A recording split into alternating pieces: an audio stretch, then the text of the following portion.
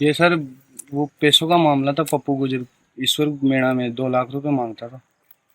तो वो पप्पू गुजर ने बोला होगा पैसे के लिए, तो वो बोला कि मेरे पास नहीं है। तो पप्पू ने बोला कि पैसे तो देने पड़ेंगे। तो ईश्वर ने घर पे आके उसको धमकी दी, उसके परिजनों को धमकी दी। फिर उसको बोला कि 10-15 मिनट बाद में तेरे को पता चल जाएगा। तो 10-15 मिनट बाद में उसको साथ बड़े ट्रैक्टर उसके ऊपर से निकलवा के उसको खत्म करवा दिया। ये पप्पूलाल जी आपके क्या लगते हैं? मेरा भाई लगता था सर। तो साहब पहले तो घर जाके धमकी दी कि तू उधर आना। वो ये जो धमकी देने वाला तो वही था, उसका ड्राइवर इसको खत्म कर मार के चले गया। इसका ड्राइवर मार के चले गया। और फिर बाद के महीने वो तो सब चले गया, ट्रैक्टर सब अधिका बंद हो गए।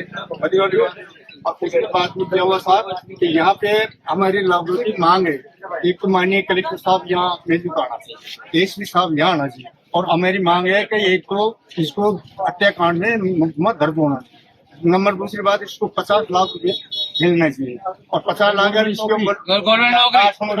और इसको इसकी औरत को सरकारी नौकरी मिले। अगर इसका बेटा अगर काबिल हो तो उसको मिले, लेकिन इसको कोर्ट को मिलने चाहिए। मौके पर एमएलए साहब, डिप्टी साहब, थाना अधिकारी आए। एमएलए साहब क्या बात हुई? बात हुई थी। एमएलए साहब ने कहा उनको लिखित दी है, हमने 4 बातें मांगी है, हमारे चारों बातें उसको लिखित दे दी। एमएलए साहब को, डिप्टी साहब भी थे, एमपी साहब भी थे।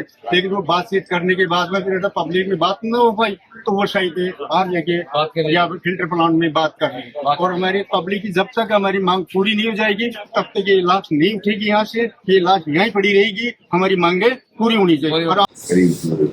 10-11 बजे करीब थाने को सूचना गई थी कि कोई पप्पू पुत्र का जोड़ जाति गुजर ये राजमहल का है, कोई उसकी जो वन नाका है वहाँ पे मृत्यु हुई है। अब मृत्यु के संबंध में कई तरह के जो अभी ग्रामीण जो इकट्ठे हुए कई तरह की बातें कर रहे हैं। उस संबंध में जो भी चीजें हैं वो क्लियर करने की पुलिस अपने प्रयास कर रही है।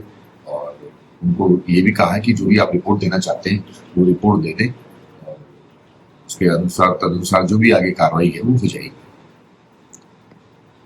फिलहाल क्या स्थिति है वहाँ पर? फिलहाल लोगों में आक्रोश है और लोगों को समझाइश कर रहे हैं। वहाँ पे जनप्रतिनिधि भी वहाँ पे मौजूद हैं।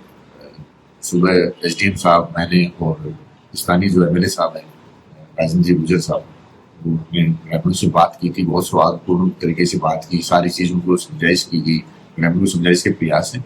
और जो भी उनकी बात है वो उन्होंने रखी है और वो बात उन्होंने हमारे ऑफिस को बताई है।